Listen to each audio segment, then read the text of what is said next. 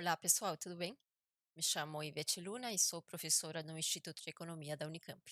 Hoje nós damos início ao estudo dos modelos de regressão linear simples.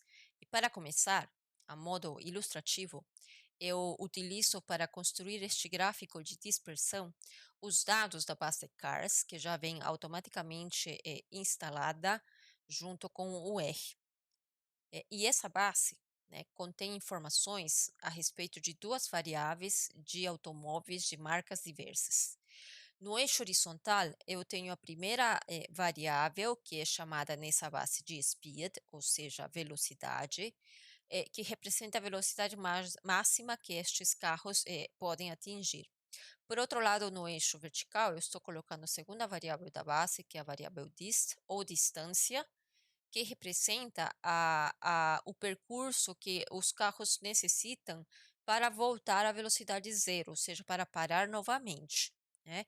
E como a gente vê aqui, pelo gráfico de dispersão, quanto maior a velocidade que estes automóveis conseguem atingir, maior também a distância que eles precisam percorrer para voltar à velocidade ou a um estado estacionário, né? A parar totalmente. Então, a princípio, parece que há uma correlação positiva, né? Uma covariação positiva. Na outra lista do canal sobre métodos de introdução ao R, tem uma aula só sobre medidas de covariação ou associação. Então, se você não entendeu esse termo, eu te sugiro que você veja esse vídeo. E neste caso, então, temos uma covariação ou correlação positiva, ou seja, quanto maior a velocidade, maior a distância também que esses carros precisam. E veja que se eu fixar, por exemplo, um valor em x igual a 15, mesmo que este x igual a 15 seja determinado ou fixado, né, representado por essa linha tracejada vermelha, justamente no valor speed igual a 15, o valor em y já não está plenamente determinado. Ou seja, o y, ou seja, a distância pode ser menos que 25, pode ser quase 25, ou pode ser mais de 50. O mesmo acontece, por exemplo, para o x ou speed igual a 20, né? A distância pode ser igual a 30, suponhamos, ou perto de 50, ou perto de 70 ou 60, né? Então, fixando a variável no eixo horizontal, que a gente vai chamar de variável independente, a variável dependente, ou y, ou que está no eixo vertical, não está plenamente determinada. Há uma aleatoriedade, né? Portanto, eu posso atribuir a essa variabilidade uma distribuição, né? Uma distribuição representada por um valor médio, ou seja, a esperança desse y, e uma variância, né? E se eu quiser usar, eu posso considerar que essa variabilidade dessa média definem uma distribuição para esta variável aqui que eu estou querendo explicar de alguma maneira, né, em função da variável velocidade, certo? Pode ser uma distribuição normal, por exemplo, que é o que na maioria das vezes a gente considera. Então, esse traço aqui em vermelho contínuo estaria representando uma distribuição amostral de y, caso a gente estivesse trabalhando com uma amostra, né, e não com a população. E isso aqui condicionado, né, a fixar antes o valor de x em 15, ou em 20, ou em 10, etc. Né? Deu para entender, né? Então, fixando o x, ou a velocidade, no caso, né, eu vou ter uma distribuição associada à minha variável y, né? E essa distribuição será definida por uma esperança, ou seja, o valor médio, que é condicionado, porque veja que se o x aumenta, esse valor médio dessa distribuição também aumenta, vai ser maior do que o valor médio observado para speed igual a 15. Estou usando x e speed ou velocidade de forma similar, tá? E a variabilidade, no caso de x igual a 15, né? Vai ser uma constante que normalmente é desconhecida, né, e aqui a gente está considerando que é igual a sigma ao quadrado, tá?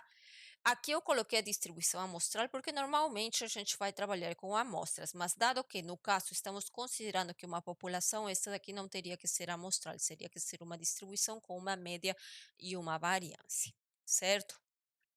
Então, se eu quero associar a este processo um modelo de regressão linear, ele geometricamente estaria representado, por exemplo, por esta reta em preto. Mas como vocês veem, essa reta não tem como acertar todos os valores de y para um determinado x. Veja, para x o speed igual a 15, né? A reta me deu qualquer outro valor diferente desse pontinho azul aqui acima dessa reta ou desses outros dois abaixo da reta, né? Abaixo do valor dado pela reta, né? Então eu vou ter associado a esse ajuste um erro de estimação, né? Que compara o valor dado ou o valor observado na variável, né, no caso distância, e o valor estimado por essa reta de regressão. Por quê? Porque essa reta vai me dar como resultado, ou seja, o valor aqui no eixo vertical para um determinado x, a esperança dessa variável, no caso de distância, considerando a velocidade máxima que esse carro alcança, né? Então, eu vou estar estimando com essa reta de regressão linear simples uma média para o meu valor em y, ou para a minha variável no eixo vertical, que nós chamaremos de variável dependente, né? Como eu já falei. Certo? Então, não é uma estimativa específica para cada um desses pontinhos observados, dado um valor de velocidade, né? Vai ser uma média associada a todas essas observações, tá? Muito bem. Então, o meu modelo linear populacional, se eu tivesse todos os meus dados, né, seria dado por essa equação, porque essa é a equação de uma reta. Veja que eu tenho aqui um intercepto dado por este beta zero, mais, né, o coeficiente angular, que é o beta 1 aqui em verde, vezes o x. Mudou o x, muda o valor de y, mas lembra que isso aqui vai me dar, o resultado da reta vai ser o valor esperado. Se eu quero o valor pontual, eu tenho que dar aquela diferença, né? Que no caso vai ser o termo de erro que está aqui representado por vermelho, né?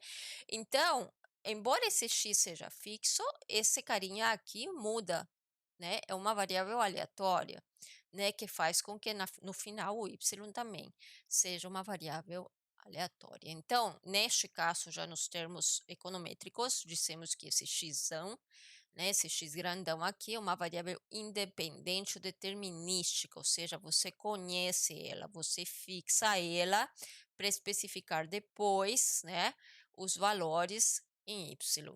Né? Esse beta 1 é o coeficiente angular de regressão, o beta 0 é o termo constante ou intercepto, o U é o termo de erro, né, a diferença entre o valor observado, aqueles pontinhos em azul, e o valor estimado pela reta, ou seja, a sua esperança, que está dado aqui por estes betas e o x, né? E daqui que surge, né, o famoso termo os betas que a gente usa em econometria, porque você tem toda uma disciplina, né, em que você se especializa em obter estimadores para esta regressão e regressões mais complexas, ou seja, com mais variáveis independentes, tá? Que seriam regressões multivariadas, né? Muito bem.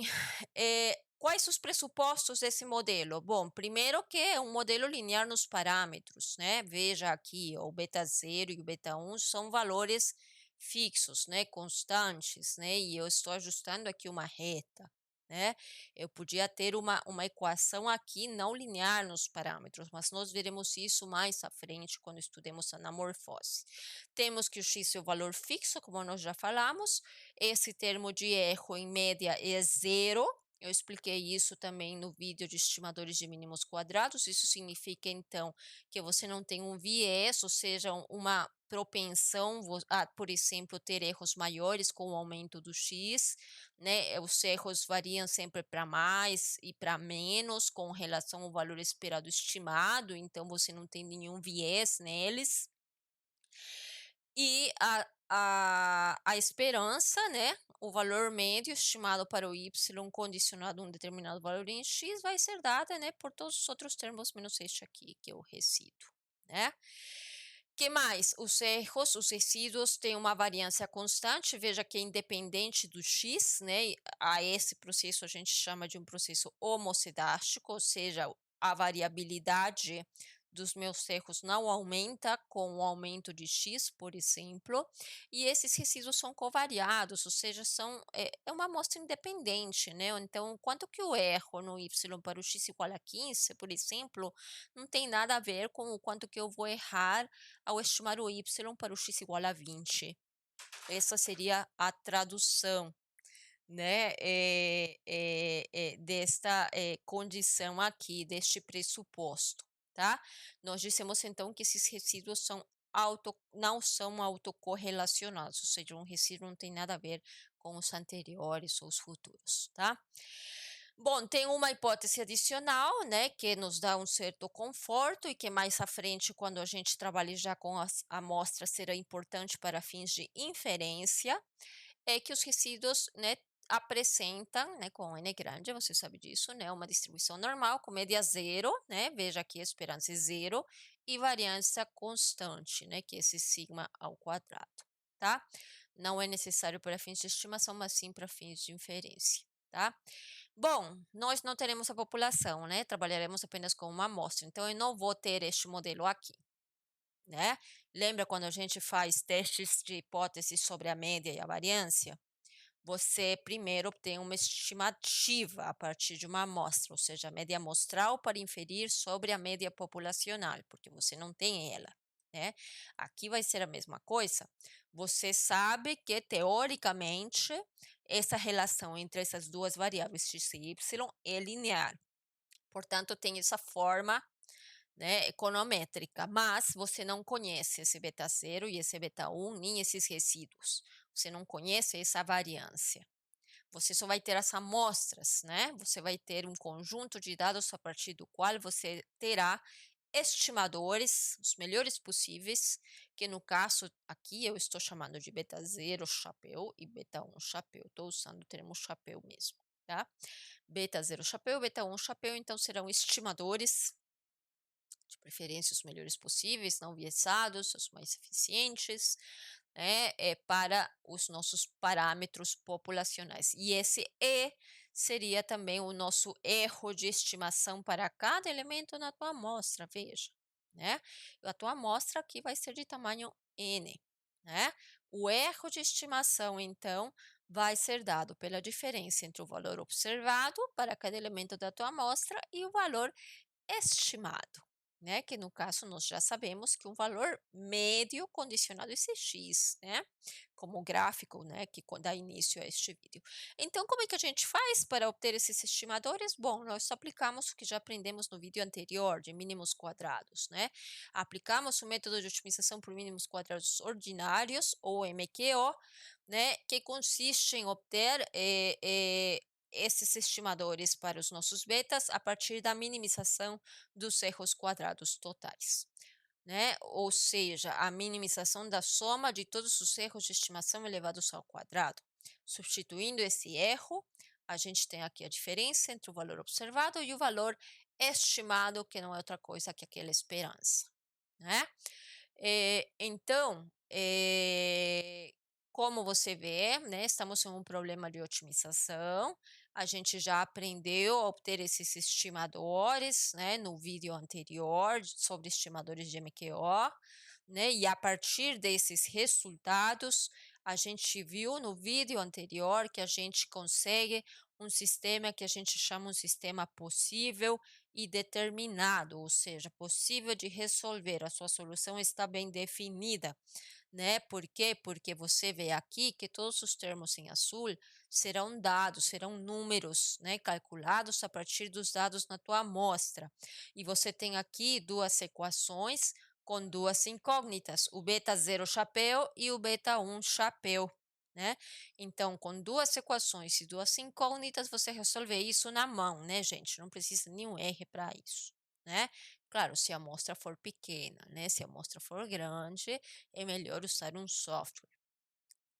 Então, resolvendo este sisteminha de 2 por 2, você chega à solução, né, algébrica, né, que representa, na verdade, os teus estimadores, né. E você sabe, como veremos em vídeos futuros, que esses estimadores são efetivamente estimadores não viessados e eficientes, tá. Agora essas equações, principalmente o beta 1 chapéu, parece uma coisa, assim, bem horrorosa, né, mas não é. E eu já te mostrei isso também no vídeo anterior, né. Uma alternativa para simplificar essa representação algébrica, vem de utilizar as variáveis centradas, ou seja, as variáveis transformadas tal que elas tenham média zero. Como é que eu faço isso? Eu vou subtrair do x a sua média amostral e do y também, né, obtendo o que a gente chama aqui de variáveis centradas, que seria esse xzinho e esse y pequeno, né, minúsculo, né. Como é que a gente chega a isso, ou por quê, ou da onde que sai? Bom, a transformação surge, né, de substituir o beta zero chapéu pelo seu estimador de mínimos quadrados, veja aqui em verde, né. Então na equação amostral original, né, eu substituo o beta zero chapéu pela sua solução de mínimos quadrados e eu reordeno, veja que aqui tenho o y barra, que ele passa para o outro lado, né, e aqui eu reescrevo, né, o restante dos termos e eu chego a uma equação nas variáveis centradas, representado aqui por esta última linha em azul dentro deste quadro amarelo. Veja que então, com as variáveis centradas, eu tenho um modelo equivalente ao meu modelo original, porém com um intercepto igual a zero, né?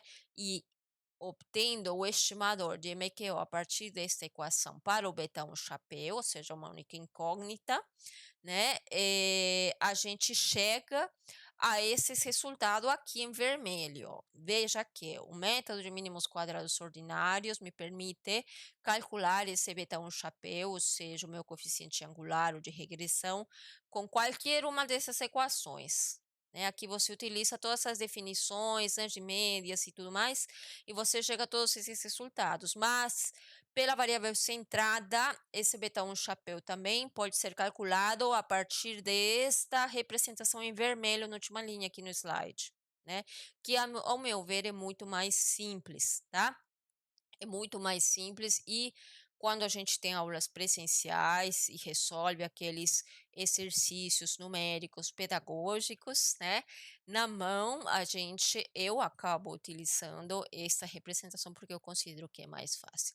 E o intercepto, bom, você já sabe, né, o intercepto vai ser igual à diferença entre a média em y amostral menos o betão chapéu, que você já calculou aqui com essa equação em vermelho, vezes a média amostral em x, né. Então isso é simples, é muito mais fácil, né. Quando você estudar mais a fundo econometria, pegar livros como o Green ou do Woolrich, por exemplo, você vai usar ainda uma notação matricial que eu sei que nem sempre agrada o pessoal, mas é importante você se familiarizar, tá? E eu deixo aqui uma pequena amostra dessa notação matricial que pode te ser útil no futuro. Tudo vai depender de como, tá? O autor escreve essas equações, tá? Mas essa daqui é uma forma, tá? Então, o que que esse X aqui que está em negrito? É uma matriz. É uma matriz composta por uma coluna cheinha de uns, né? E a outra coluna com os dados observados na amostra, veja que varia a linha de 1 até n, coluna aqui eu estou deixando só com o índice 1, apesar de ser a coluna 2 na matriz, porque é associado à variável x1, né? Então, esse x aqui em negrito é uma matriz de tamanho n, ou seja, n linhas por 2, duas colunas, né? Essa matriz aqui vai ser a minha matriz de betas, né, dos estimadores, né? E veja que eu tenho aqui primeiro o beta zero chapéu com intercepto e o beta 1 chapéu com o coeficiente angular, né? De maneira que quando eu faço o produto x vezes beta chapéu, eu vou ter para cada elemento da minha amostra, ó, 1 vezes beta zero chapéu vai ser beta zero chapéu, mais, né, o beta 1 chapéu vezes o x11, o respectivo x. né. Então, eu aplico, assim, com essa notação matricial, a equação, né, da esperança, né, dado pela Reta, né, para cada elemento da minha amostra, ou seja, processo todos os dados de uma única vez, tá.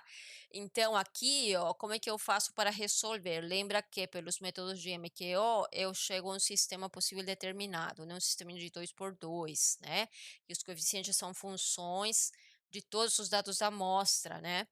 Aqui é outra forma de resolver isso, só que com matrizes, né? O que que eu vou fazer? Eu vou fazer um artifício aqui, multiplico ambos os lados da equação pela transposta dessa matriz X, esse T aqui é transposta, ou seja, inverto linhas por colunas, troco linhas por colunas.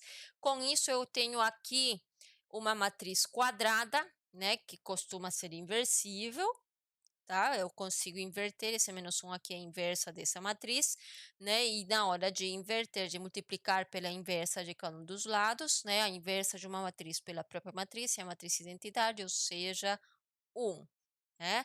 E com isso eu chego a esse resultado com a notação matricial. Neste primeiro momento que você está entrando, né, na econometria, não precisa, né, se familiarizar, mas quando você de fato for estudar mais a fundo a econometria, você vai ter que se familiarizar com essa notação. Então eu deixo esse pedacinho aqui. Como você observa, você precisa um mínimo de conhecimento de álgebra linear, né? No Instituto de Economia, a gente vê esse conteúdo na disciplina de cálculo 3, tá? Que antecede a disciplina de econometria, né?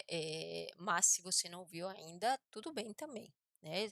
Saiba que vai ser necessário em algum momento você se familiarizar com isso. Para simplificar aqui, veja, né? Pelas variáveis centradas, o beta 1 chapéu era igual a isso, né? No numerador, a soma do produto do x e y dividido pela soma do x ao quadrado. E aqui você veja, né? Você tem aqui o produto x y e esse carinha que está elevado a menos um, digamos assim, informalmente, tá? Mas se você não leva menos um, isso é um operador inversa, você tem o x ao quadrado, né? Então ele remete. A questão é que aqui a gente está usando já as matrizes para não ter que ficar fazendo essas somas, né, manualmente, mas isso aqui também, né, equivalente, tá? Equivalente. Então não se assuste. Isso aqui está só para fins de informação. Ó, o y aqui, né? Tamanho n por para respeitar aqui as dimensões matriciais, mas não se preocupe com isso, tá? No momento me interessa que você lembre como obter esses estimadores de MQO, e aqui vem mais um exercício do livro do professor Hoffman, né, sobre estatística, introdução à econometria, não lembro exatamente o nome, mas o livro em si está referenciado no programa da disciplina que está na página do canal, tá? O link está na descrição do canal. E aqui a gente tem então esse exercício pedagógico, né? Temos aqui duas variáveis, x e y, os seus respectivos valores. Me fala para obter as estimativas dos parâmetros do modelo de regressão linear simples, né? É simples porque você só tem uma variável explicativa, um x, tá? E estime, né, o y, a variável dependente, para x igual a 3 e x igual a 7. Veja que o x varia de 1 a 5, né? O 3 está contido na tua amostra, o 7 não, tá? É importante levar isso em consideração. Bom, aqui eu te mostro a minha resolução pelo R, mas você pode fazer isso para este caso tranquilamente na mão. Como? Monta a tua tabelinha. Lembra que é mais fácil trabalhar com as variáveis centradas? Então, eu tenho aqui essas duas variáveis que são dadas, né? O x e o y, é a tua amostra. Aqui eu vou calcular as variáveis centradas, e para isso o que eu vou fazer primeiro é calcular as respectivas médias, né? Veja que aqui eu coloquei x e y no data frame, tá? A princípio eu não precisaria, né? Posso calcular diretamente essas variáveis por fora, né? Mas eu já estou acostumada a usar o dplyr e o ggplot, então eu já faço tudo assim, né? Tem também na lista de métodos de introdução ao R dois vídeos, né? Um para o dplyr, né? Introdução ao dplyr, e outro para a introdução ao ggplot 2, né? Que considero que são os dois pacotes mais importantes para você mexer com base de dados, né? Além de outras que existem, né? Mas esse aqui é o início, tá? Então, se você quiser entender melhor, ainda não está familiarizado, eu te recomendo que você veja eles também.